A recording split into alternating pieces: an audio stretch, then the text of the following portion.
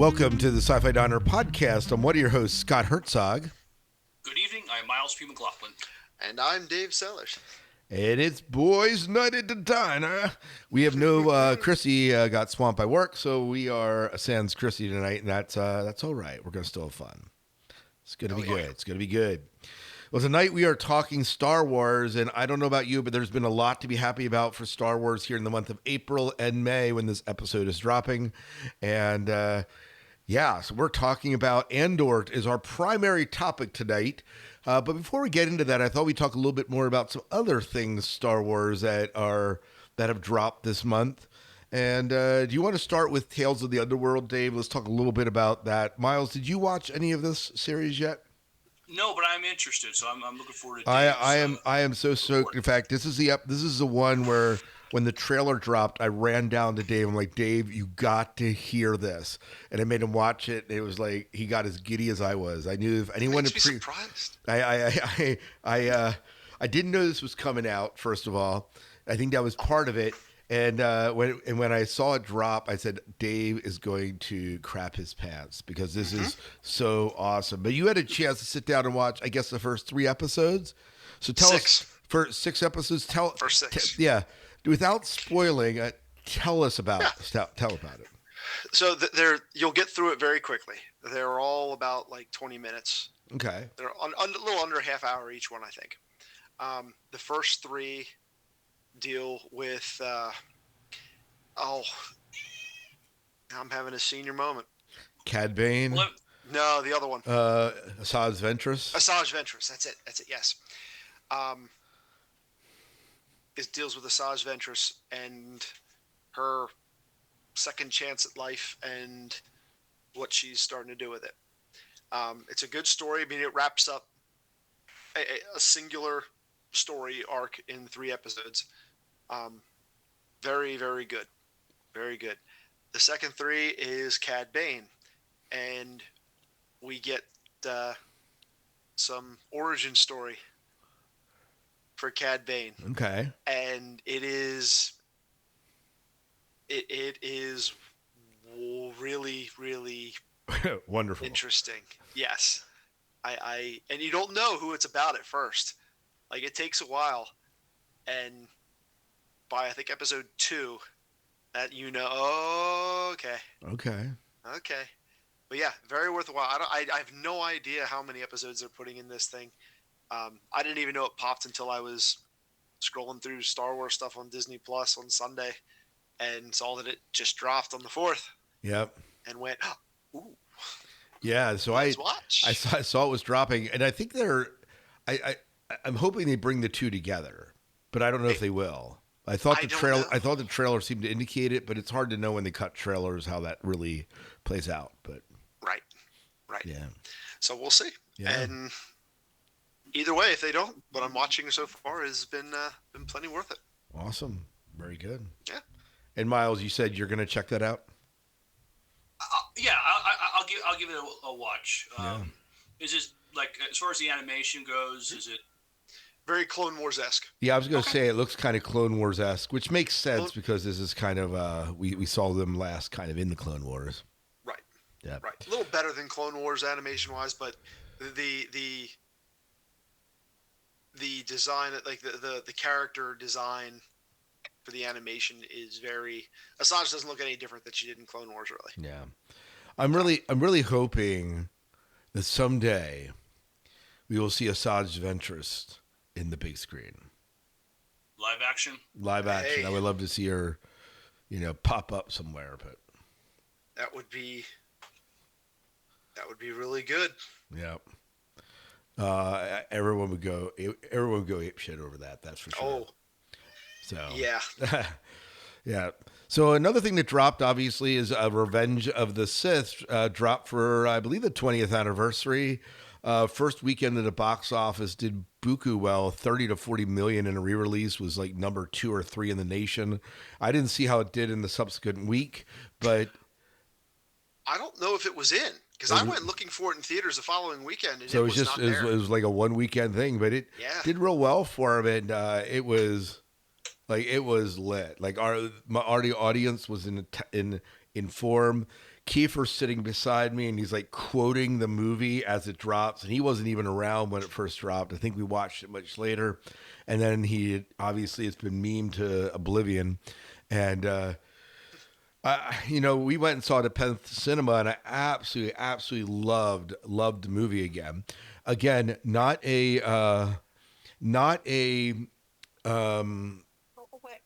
yeah. Oh, hey. Hi, Chrissy. I just wanted to dismiss it, and now it won't dismiss because, in addition to everything else, the UI on my phone just decided it was gonna revamp itself. So now it's like fucking deep breaths. Okay. Finally, it brought up the end call. I'm sorry, guys. I just was like, oh, they're talking. No, I don't want to join. Please go away. And then I was like, join call. I was like, okay. I love you all. You're my favorites, but I cannot be trusted. All right. Love you right back. Hey.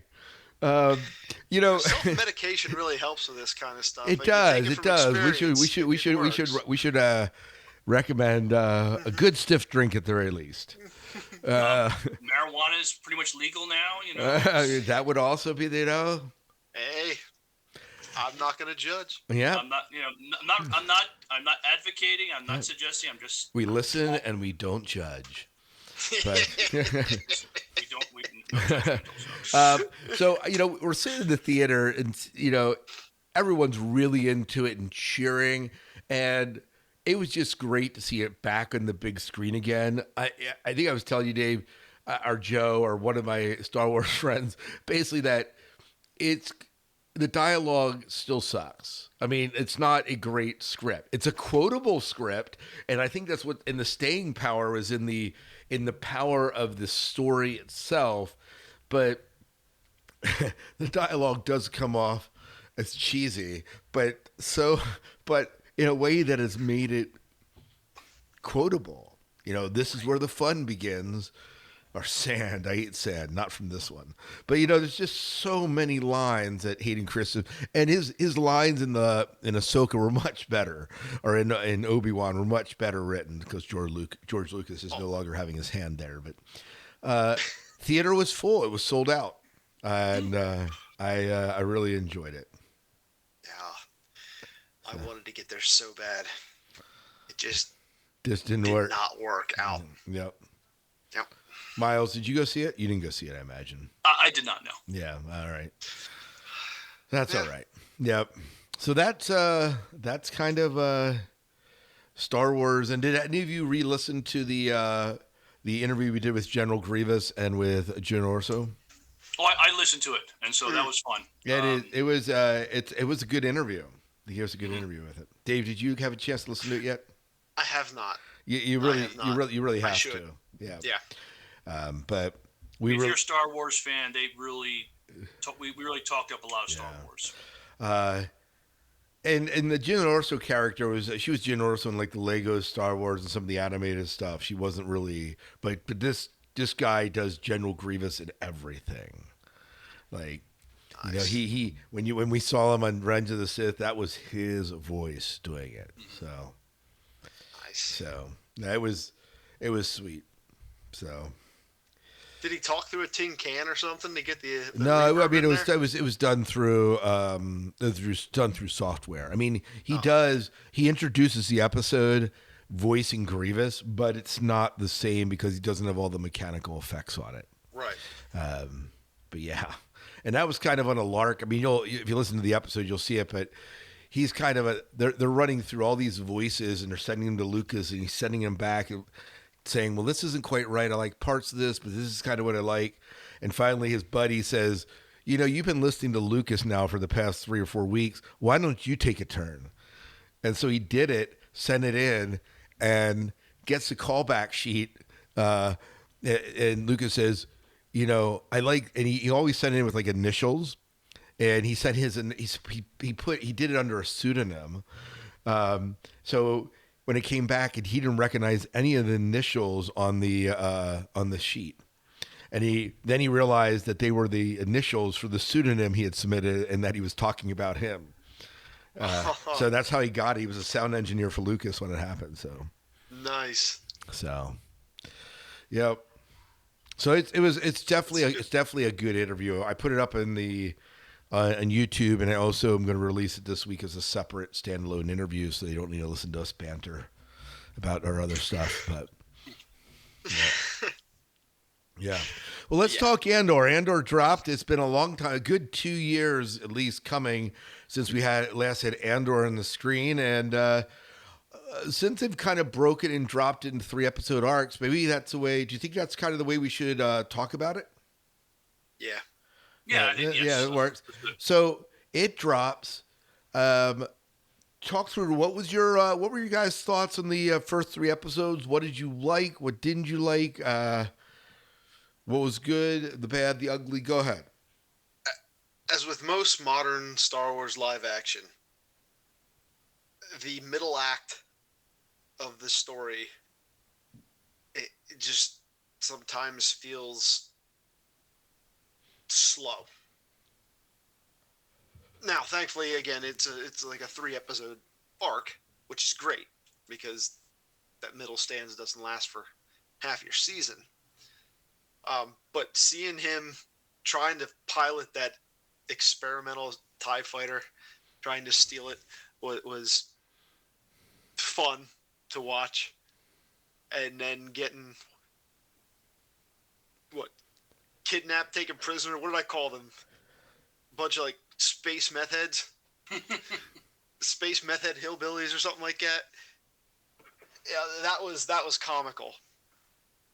And he's just sitting there like, you've got to be, just the look on the "you got to be kidding me" look on his face the whole time. I do like how they are rapidly progressing things. It doesn't give you a lot of time to hang around. You're telling your story, and you're bringing us closer and closer to the events of Rogue One. So that's becoming pretty cool. But you're starting to, you're really diving into the cost and the loss, and what are you, the question of really kind of what are you willing to sacrifice for this? Between Cassian, between Mon Mothma, and in the second arc, you start to see a little bit more. There's some other characters, but you're really, they're really continuing to explore the darker underbelly of an insurrection, of a rebellion. Yeah. Miles, how about you? What's your perspective on these first 3 episodes that dropped? So, I loved Cassian stealing the prototype TIE fighter. That was great. And him bumping it around and barely able to get it out of that Imperial base. And then things just seemed to slow down to, people say, yeah, I like watching things. I have a slow burn. This was a very slow burn, I thought, after that. I found myself not caring about what was going on with Mon Mothma and the wedding. Cassian's friends from that planet that are on this farming colony. I found myself not caring too much about that. I don't know what it was. It just seemed to drag. And I just felt like I had to slog through all that stuff to get to the end of the 3rd episode. Then when Cassian appears as a TIE fighter and saves the day, it's just like, okay, this is cool. Having said that, they do a good job of exploring just how evil and tyrannical the Empire is. The Empire is a scary thing, and sometimes in other Star Wars movies, it's just they're the enemy, but we actually see what it's like living under the Empire, and as David Elquist said, just some of the dark places that the rebellion's going to have to go. The guy who Luthen, played brilliantly by Stellan Skarsgård. He's a believer. The cause is everything. He is willing to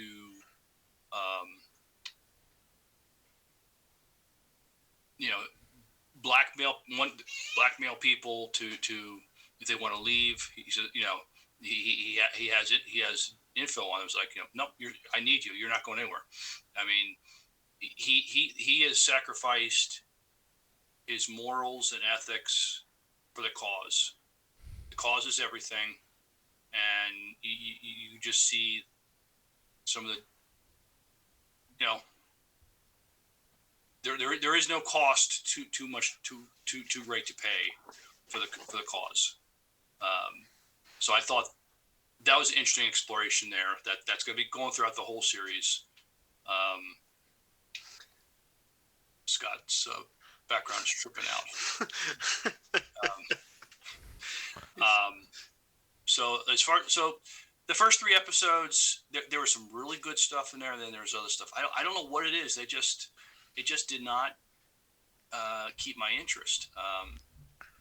You know, although the disco synth that they had at the wedding, that was kind of fun, and watching Mon Mothma kind of just, you know, she had the shits of everything, and she just let loose. It was you know, that was kind of fun to see, but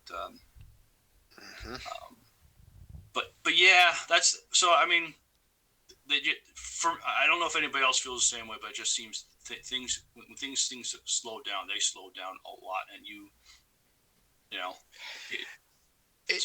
The thing I found with that part is when they slow down like that, there's another story they're trying to tell, and usually it takes me having to watch it a couple times to really grasp it all, and it takes a while for the payoff of it.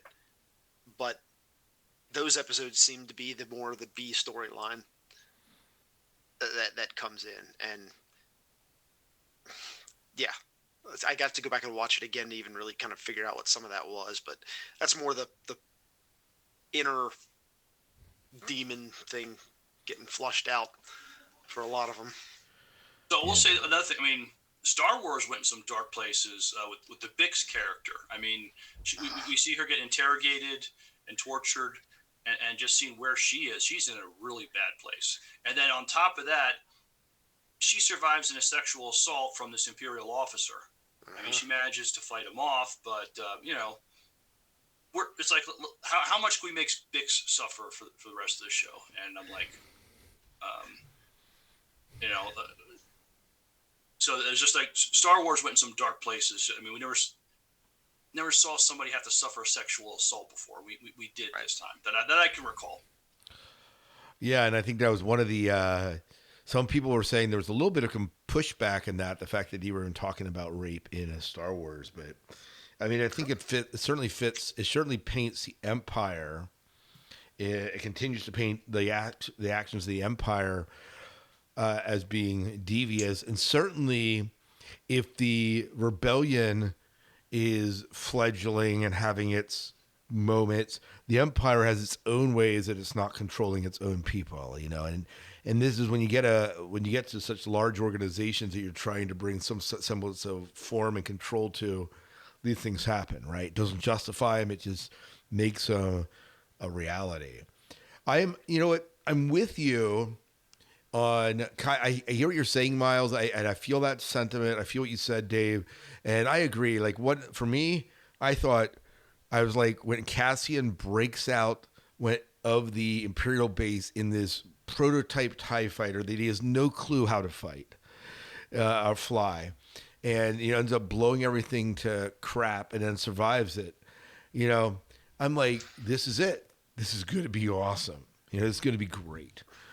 And that part was, and then he lands at his meeting, his rendezvous point, and he gets captured, as Dave so put it, by a rebellion hillbillies. And it's just, and I think it's an apt term, and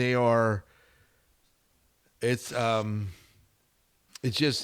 weird. And I think the part that I didn't enjoy, and I know, Dave, we chatted about this briefly, but I felt like we spent 2 episodes watching, Cassian in captivity by a bunch of bumbling idiots. And I felt like that, you know, certainly certainly it does illustrate that the empire, that the rebellion has issues as they're trying to form up and trust each other, right? And so we certainly get that aspect of it. And so there's that. And then we have, of course, the farming planet, right, where they're farming and so you see the agrarian nature of these entire planets. If Coruscant is like a city, is an entire planet city, this seems to be an entire planet dedicated to farming and providing food for and grain for the Empire, the whatnot, the rebellion, right? And so you get that sort of having, and there's seems to be some sort of audit. You're not really sure beyond like why the Imperials are there, if they suspect something or if they're just doing their routine audit, right? Because that seems what's happened. They're going there one by one, but they're suspicious at the same time, right? And that's where you have that number one, you see that Dix it has the PTSD. You see that right away, and then on top of it, she's dealing with this assault that she takes care of in the end.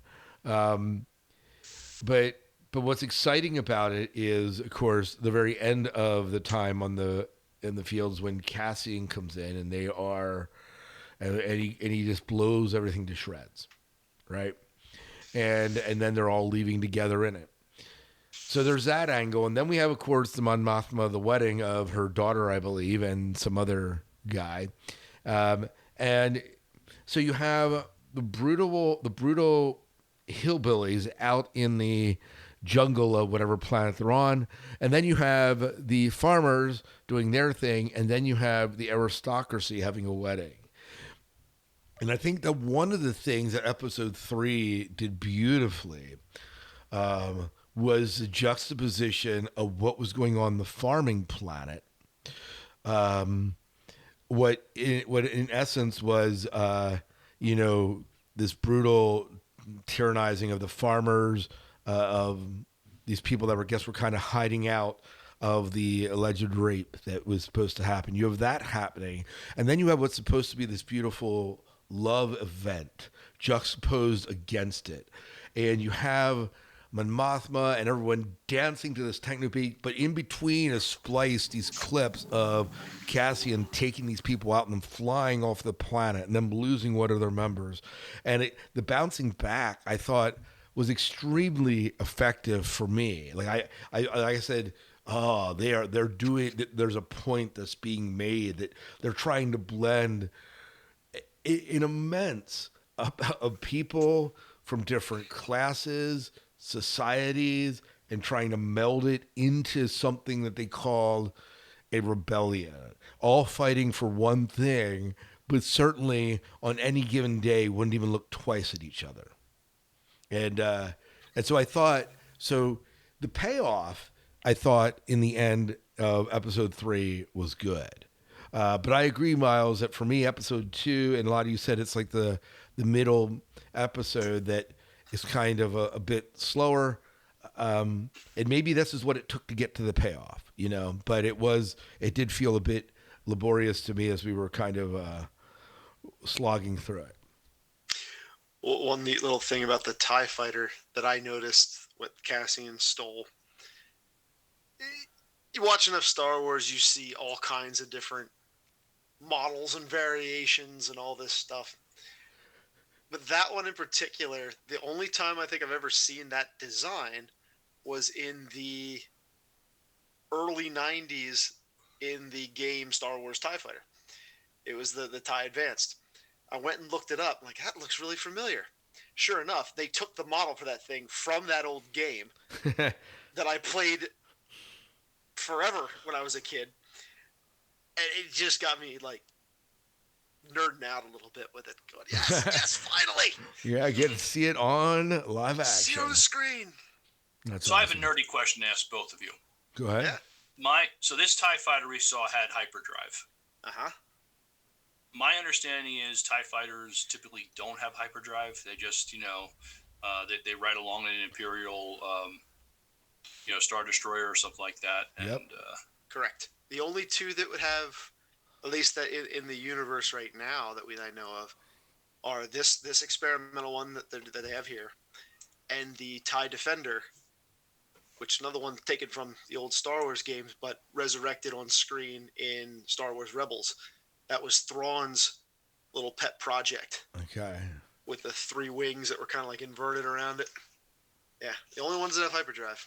Okay, so yep. This was a rarity. Uh-huh. Yep. Okay.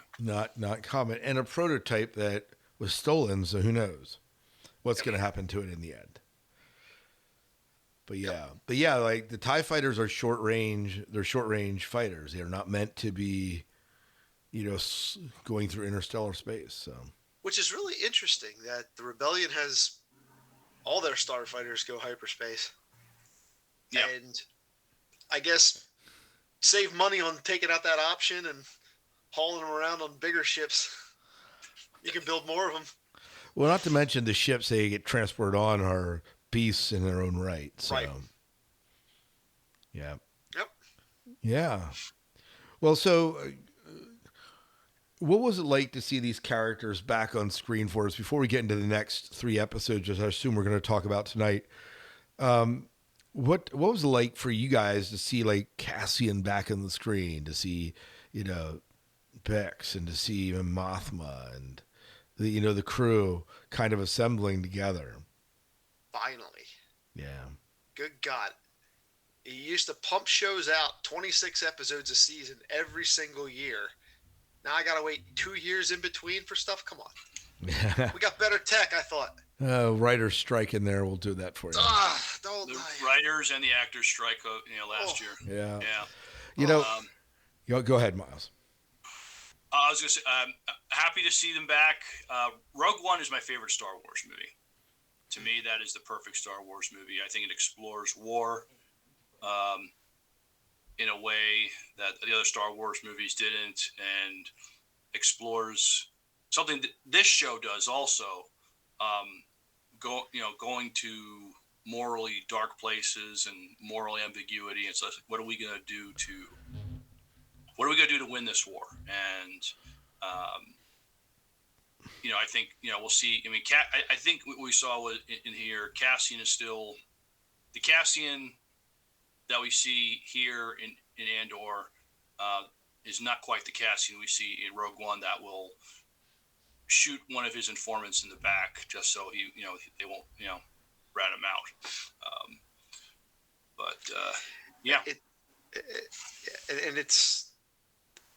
It's good to say, but it's going back to something you were saying earlier, Scott, about all the comparison between the guys who are actually on the ground fighting and the aristocratic ones sitting back on Coruscant, and how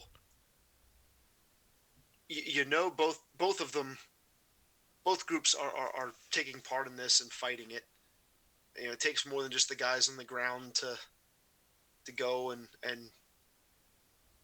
confront the enemy. They gotta be funded. They gotta be able to have something behind them to keep them going. But it's interesting, especially watching through the first season in this with like Mon Mothma, and how careful and reserved she is. And then how brazen and almost careless the fighters are at times. They're just ready to go blow something up and strike the enemy out of there. When you bring someone like Saul Guerrero back into the mix, who historically did not get along with, he had his own little faction, his own little rebellion he ended up running because he did not like how slow everything was going, and we needed to fight. We needed to fight now. And it's interesting because it struck me there, like I start to understand why like Mon and Luthen and all of these folks are the way they are. But they're much more cautious because, in a sense, they have more to lose than Cassian and the rest of them. They have nothing else but their lives to give up. Where they've amassed their senator. She's a senator. She's got wealth, power. Right. The And thought a family. and a family. The thought of losing any of that is worse than the thought of death. Right. It's some so it's reason. it's it's a whole like a camel through the eye of the needle thing, right? Exactly. And I think they are really starting to explore that, because as she just married off her daughter, you know, the guy who is one of their big bankroll guys who's helping them, you know, funnel money to the rebellion is starting to get a little shaky a bit. There's something going on between those two. I still It's haven't an figured arranged out. marriage too. Yeah, with the kids. Mm-hmm. Kids too. Yeah, and her daughter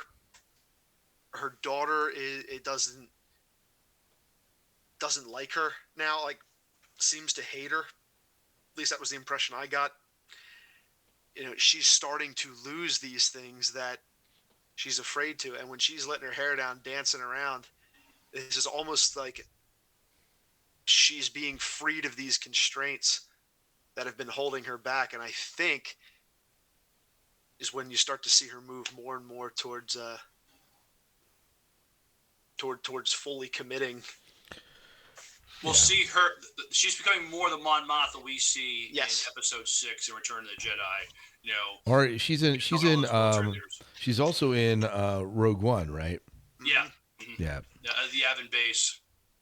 And they brought Bail Organa back, which I'm really pissed. You couldn't pull Jimmy Smits in for a 20-second appearance. Give him a little bit of money. You got to recast him. Come on, man. He's still around. He ain't that old. I wonder. Maybe Benjamin Bratt was more affordable than Jimmy Smits. Must have been. I don't know. But either way, having that character back in now too. I was wondering when he was going to show up. Right. Yeah. All right. Well, let's move into the next 3 episodes that drop. The episodes that the Ever Been to Gorman, I Have Friends Everywhere, and What a Festive Evening. Speaking of Gorman, go ahead. How can we forget about? I don't know how we forgot about the storyline with Dedra and Cyril. Oh yeah. What is up with these two? Like, they both look miserable, which means they look very happy together. Are they a couple? Are they working together? Is this a cover? At least Cyril's mother is funny. Yeah. Well. Yes. Oh, yeah. Overbearing mother coming in. Mother-in-law. I call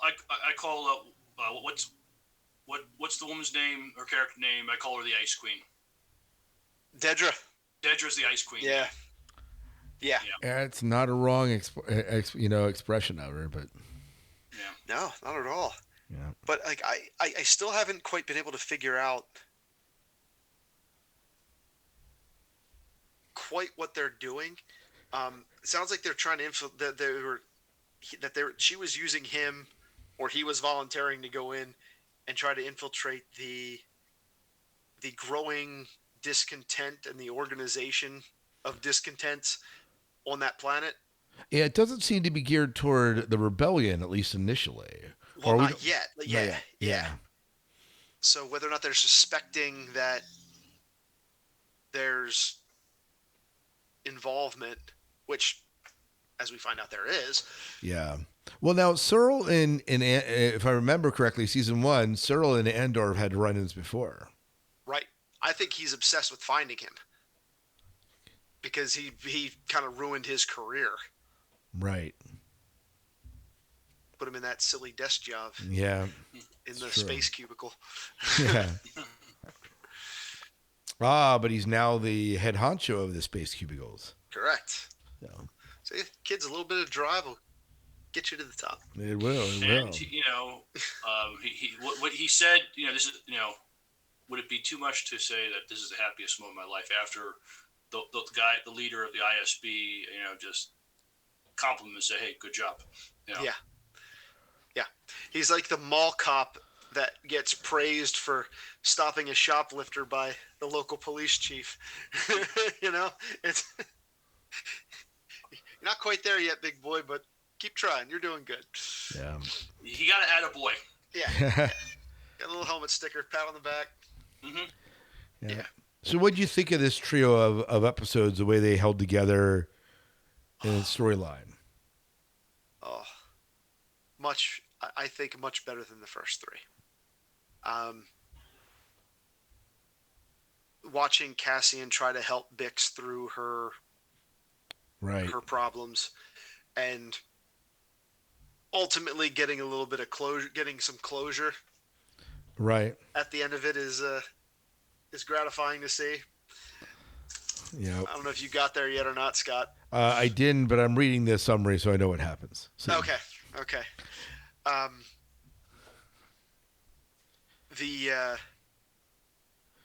The heist scene Right. was very powerful for me, especially the end of it. And I'd be interested to see what that kid does in the future, realizing that I got a little too rowdy and didn't listen to what I was told to do, and I effed up. Yeah. And the woman, said, "Look, you're going to be, for the rest of your life, you're going to be making up for your bad actions, your screw ups." Yeah, it is going to be. That was a pretty powerful moment for me. This is why you follow your orders. That's why only two of us can have blasters, and it's just like, they're trying. They may have been. You may have found these two women to be, bossy and bullying, but it's just like they know their shit. They know what they're doing, Right. And if you listen to, do what we say, this op has a chance to succeed, and we might all get out of this alive. Don't listen to us. It's FUBAR. It's right. just. So it was a like interesting how to make a successful resistance, because these two women are experienced. They've had some experience. These people are just starting out. They're just they may have had the shits of the Empire. They may have suffered at the hands of the Empire. They don't know what the hell they're doing. Right. Right. They're angry. Yeah. They're angry, but that anger has that anger has to be channeled, and it has to be disciplined. Yes. And they saw what the cost of lack of discipline was. Yeah. So we'll see. And the fact that it jumped a year, right, yeah, was interesting. And I think we'll see if they make a jump with the episodes that drop tonight. Well, if they drop it, if they do 3 and then do 2 and then do 1 for the last 3, you'll be right on target. Yeah. Right on target. Stay on target. Loosen up. Yeah. So go ahead, Miles. I was gonna say, so being a fan of Rogue One, it was great to see Saw back. Great to see Krennic back. I could have had more Krennic. But it was good to see both of them back, and Saw he is just a few fries short of a Happy Meal,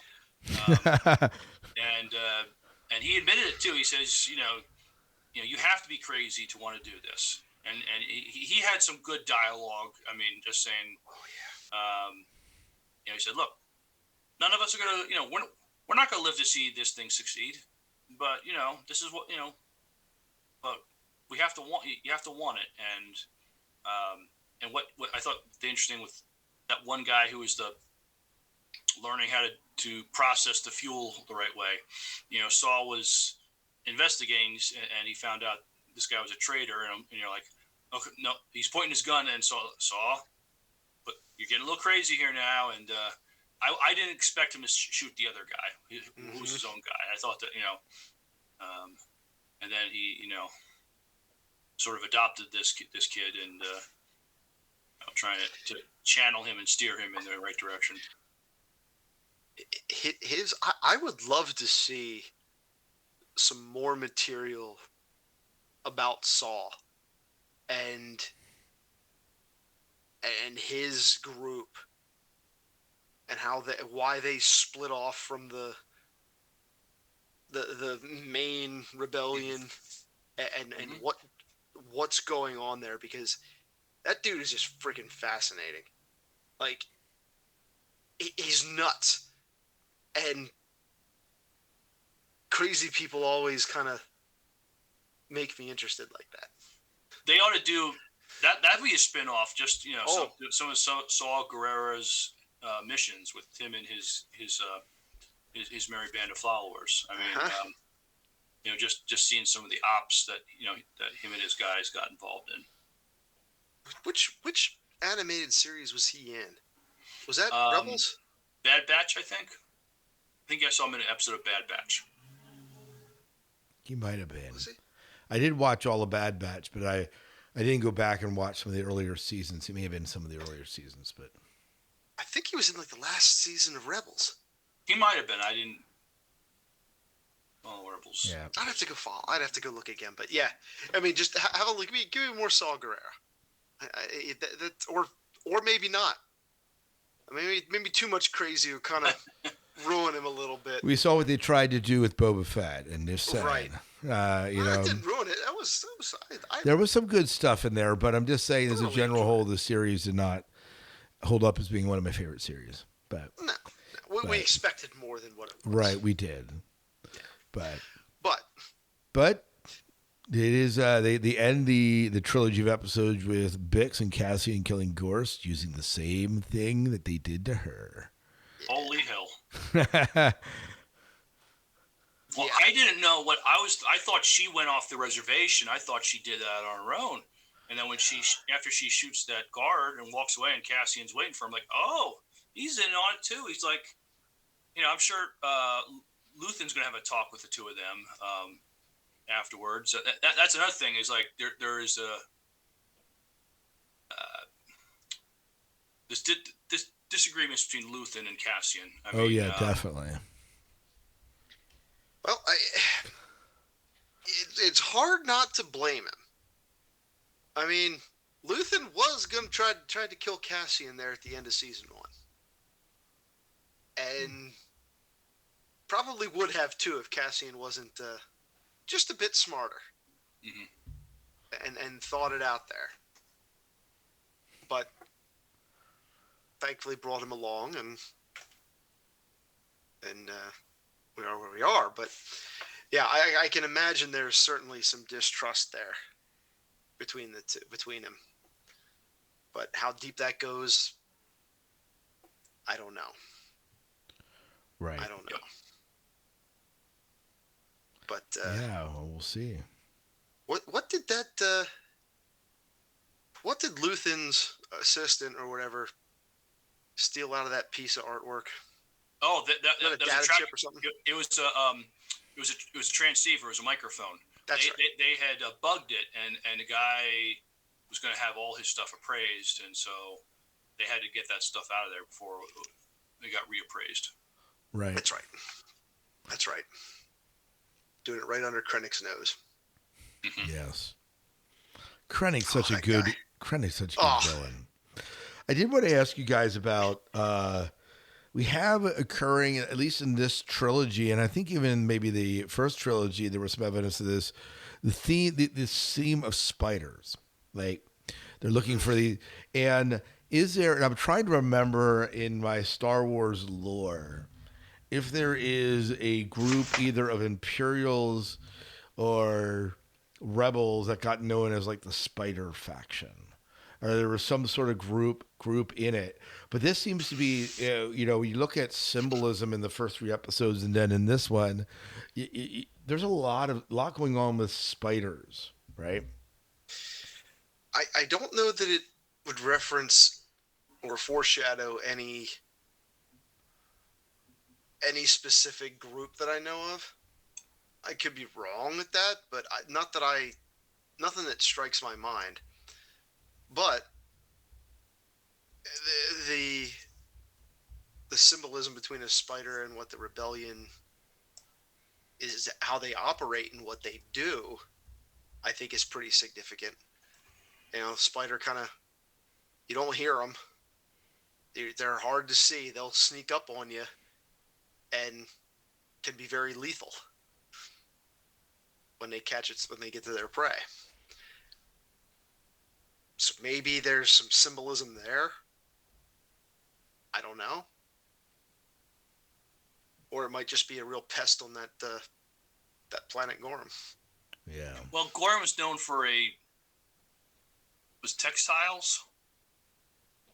It's the twill, the Gorham twill. Oh, so which they probably get from the spiders. They do. So I was wondering, the spider web they make textiles out of.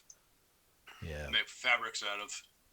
They say it's the backbone of the Gorham economy, but I'm looking it up, and they say it's a metaphor for exploitation. And yeah. The only other spiders I remember referenced really in Star Wars were in some of the novels that they inhabited. These giant ones inhabited the spice mines at Kessel and would feast on workers who weren't paying attention. So they said that actually there's two symbols in the first 6 episodes. We have circles and spiders that are central in them. I don't know if you caught all the circles in the episodes, but they aren't accidental. Interesting. The circles are used for different purposes. They dominate the landscape of the Mon Mothma estate. From circular arches to circular doors, the rounded shapes of rooms are meant to draw an audience into a false sense of security. And what appears to be safe is not. What appears to be comfortable is a lie. This aesthetic is a visual facade that conceals the truth, a political oppression, secrecy, and the control it's really taking over. And then there's circles on Chandrilla, including the circles associated with the wedding, traditions and their culture, a closed systems of power, and the circle in the dance. The windows are circle. You kind of shot through the windows, and those are circles.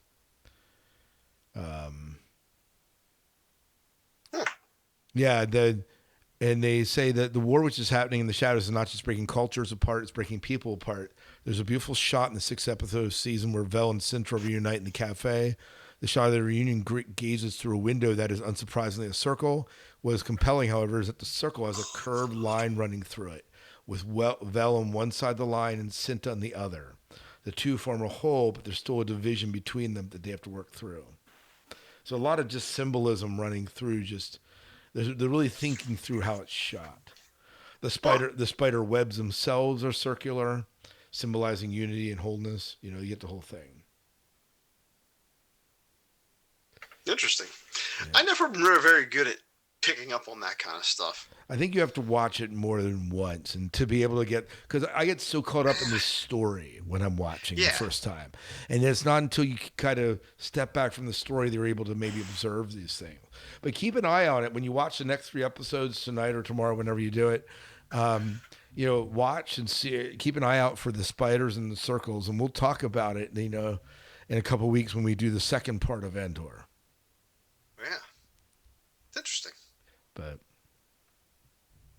yeah, I'm just too superficial half the time to see a lot of that.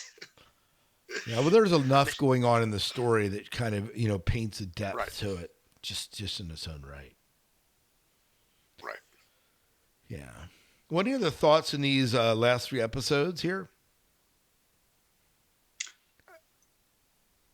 I'm glad the plot moved along. I mean, the first 3 episodes, things seemed to go very slow, and to the point where I wasn't enjoying it as much.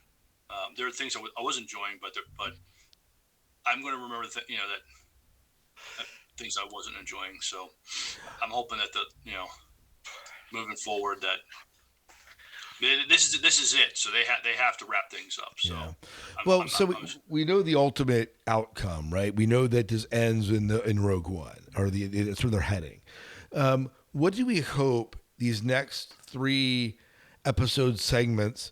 What are we hoping? What stories are we hoping that they will tell in these next 3 segments that drop? What do we want to see? Well, you're gonna have to. You look at the credits for the show. We know Cassian's gonna run into K2. Right, and I'm looking forward to that. Yes, absolutely. depending on how they jump and how they do all that stuff, I think their covert surveillance, the rebellion's covert surveillance, is going to focus on Krennic. They're going to learn about Galen Erso and that there's some project he's working on, which is going to lead them into the importance to find Jyn in Rogue One.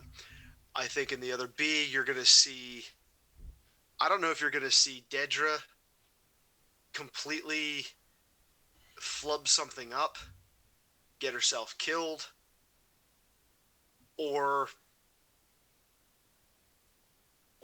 completely defect to the rebellion. Something around that's probably going to happen. Or maybe she's there and instrumental in breaking up the forming rebel cell on Gorman, and that's just kind of where we leave it. And the rebels are on the run. Mon Mothma is eventually going to leave Coruscant and come to Yavin. You know, you're going to start seeing the pieces really assemble. And there's probably going to be a confrontation between the Cassian. Oh, maybe not Cassian, but definitely something big with Saw Gerrera. Right. That's going to force Mothma and the rebellion to pick up the pace a little bit. Right. Because he's going to start drawing way too much attention. Right. Yeah. Well, if I can spoil something, we know in these next 6 episodes, each one of these episodes is going to have K2SO in it. Yes, we get him first. So yeah, so it's Alan Tudyk's listed as being in 6 episodes of this series. So we haven't seen him yet. There's only 6 episodes left. That means he must be coming in. Nice, very good. Yeah, so we do have that. I think we're going to start seeing some of these characters drop off. I think a lot of them are not long for this world. I mean, the fact that we don't see, I think Luthen will probably do something to sacrifice himself for the cause. I think I think we're going to be saying goodbye to some of these characters because, one, we don't see them in Rogue One, but also right, because, and they would be set. And if they're somehow central and core, they would be in Rogue One. We're going to see some payment of that. So let me ask you this: I think Bix too. Bix is going to be gone soon because you don't see her. I'm guessing this next 3 episode arc, she's gone. She's only in 4. She's only in 14 episodes total of the 24 that have dropped. Well, I'm betting suicide. Yeah, or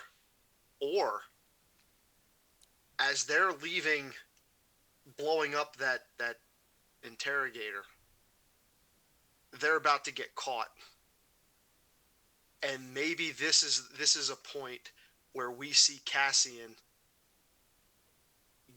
start to get cold and turn a bit more, because she might be the first one he has to kill to keep her from getting captured. Wouldn't that be a hardcore twist? No. I could see her going like, I'll strap some bombs on myself to stick it to the Empire. Mm-hmm. I could see that happening. I could also see Luthen. You're talking about Luthen out of here. I can see the wagons circle around him. I can see Dedra tracing things back to Luthen.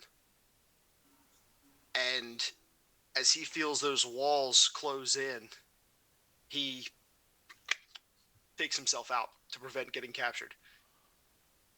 Rather than go undergo interrogation and risk. Oh, he's going out. Everybody else. He's going out with a bang. He's going out in a blaze of glory. Yeah. Yeah. Well, we shall see. We will find out. We have 3 episodes, of course, dropping tonight. And by the time you hear this episode, you may have watched them already. And then we have 3 episodes next week. And then that is the series. Oh, boy. So then we'll be waiting a little bit. And we, of course, have the underbelly of scum and villainy that is dropped in the animation. So I can't wait to watch them. I think those 6 episodes are the only 6.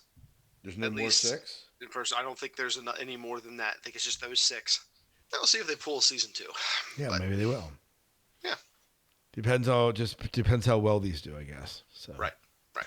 Lots of stories you could tell. Yeah, absolutely. All right. Well, very good. Well, this has been good chatting about Andor and working through it. We'll have to talk about where we're heading next time, unless we want to do an Andor part 2 for the next time, since it'll be done. We can. That'd be a nice way to wrap it up. Yeah, we could do Andor part 1, Andor part 2, and then we can kind of wrap it up, and then we can move into maybe reviewing another movie or show or something. Mm-hmm. Yeah. All right, so we'll be watching for the Andor part 2, and we'll see what happens and see if any of our predictions come true.